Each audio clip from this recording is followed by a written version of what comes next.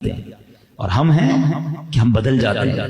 اگر واقعی آپ نے وہ عادتیں اپنانی ہیں جو جنت میں لے جانے والی ہیں تو عاجزی کو نہ چھوڑنا, کبھی اپنے قریب تکبر کو نہ آنے دینا. اللہ کو جو سب سے زیادہ سخت ناپسندیدہ چیزیں ہیں نا, سب سے زیادہ جو خطرناک گناہ ہے نا, میں اگر یہ کہوں تو وہ تکبر اس میں ٹاپ آف دا لسٹ ہے. بتائیں نا کائنات میں سب سے بڑا گناہ کیا ہوا تھا؟ ویری فرسٹ سن, سب سے پہلا گناہ اگر دنیا میں کوئی ہوا تو وہ تکبر ہوا اور حسد ہوا. شیطان نے کیا کیا تھا؟ پہلا گناہ تو اسی نے کیا تھا نا, حضرت آدم سے حسد کیا اور تکبر کیا. اس نے کیا کہا تھا رب کو؟ انا خیر من, اللہ میں اس سے بہتر ہوں. خلقتنی من نار وخلقتہ من طین, اللہ تو نے مجھے آگ سے بنایا, اس کو مٹی سے بنایا, میں اس کو کیوں سجدہ کروں؟ یہی پرابلم تھا نا اس کو. Once in a lifetime he made proud. زندگی میں ایک بار تکبر کیا.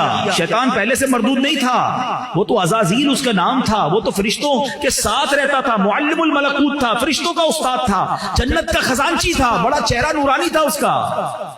ایک بار تکبر کیا, اس کا چہرہ, اس کی ساری نورانیت لے لی گئی, ساری زندگی عبادت برباد, اور اللہ نے اس کو مردود قرار دے دیا. عقل مند لوگ بیٹھے, میں صرف اشارہ کروں گا. جس نے زندگی میں ایک بار تکبر کیا وہ مردود ہو گیا. جو روز تکبر کرتا ہے اس کا کیا حال ہوگا؟ کبھی سوچا ہے؟ پڑھتے رہو نمازیں, کرتے رہو سجدے, کرتے رہو صدقے, تکبر جب تک دل میں ہے نا. ہم نے تو بچپن میں ایک حدیث سنی تھی اور آپ سب نے سنی ہوگی کہ جس کے دل میں رائی کے دانے کے برابر تکبر ہوگا وہ جنت میں نہیں جائے گا. وائے رائے کا دانا؟ یہ ایگزامپل کے طور پہ سمجھایا گیا کہ اتنا سا ہوتا ہے, اتنا سا رائی کا دانا ہوتا ہے, اس لیے ایگزامپل دی گئی. تل, جتنا تل ہوتا ہے میں نے دیکھا رائی کا دانا اتنا سا. ارے جس کے دل میں رائی کے دانے ڈاٹ تکبر ہوگا وہ جنت میں نہیں جائے گا. جس کا پورا دل ہی تکبر سے بھرا ہوا ہوگا, جس کی سٹائل ہی چینج ہو گئی ہے, جس کی باتیں ہی چینج ہو گئی ہیں. میں امیر, یہ غریب. انا خیر من, what is the definition of انا خیر من, میں اس سے بہتر ہوں. یہی کہا تھا نا شیطان نے. ہم بھی تو کہہ رہے ہوتے ہیں میں پیسے والا, یہ غریب, میں فلاں برادری والا, یہ تو اس کی تو خاندانی کوئی نام ہی نہیں اس کے خاندان, میں پڑھا لکھا یہ جاہل, میں مشہور, اس کو تو جانتا ہی کوئی نہیں, میری اتنی بڑی اسٹیٹ ایجنسی, اس کو کام کرنا نہیں آتا, مجھے 40 سال کا تجربہ, یہ کل بھی آیا ہے. تو یہ کیا ہے؟ تکبر کی ڈیفینیشن ہی یہی ہے کہ بندہ اپنے آپ کو دوسرے سے بہتر سمجھے, اور یہ روز ہو رہا ہوتا ہے, کسی کو احساس ہی نہیں ہے.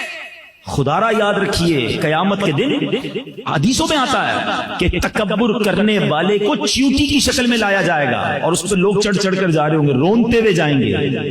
نہ کرو پلیز عاجزی, انکساری. اللہ نے دیا تو اور جھک جاؤ. دیکھیں آپ جتنے پھل والے درخت ہوتے ہیں نا, ان کی شاخیں جتنے پھل لگتے جاتے ہیں وہ اور جھکتی جاتی ہے. تنا اور درخت کون ہوتا ہے جس میں کوئی پھل نہیں ہوتا, سیدھا سیدھا جا رہا ہوتا ہے. تو اللہ نے پھل لگائے ہیں تو جھکو نا بھائی, عاجزی اختیار کرو, اللہ اور پھل لگا دے گا, اللہ اور برکت ڈال دے گا.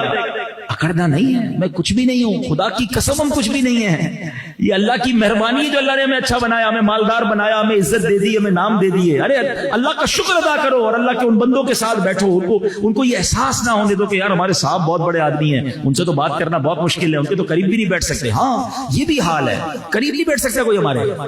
ہمارا ملازم ہمارے ساتھ بیٹھ کے کھانا کھا سکتا ہے؟ سوچو, نہیں کرتے.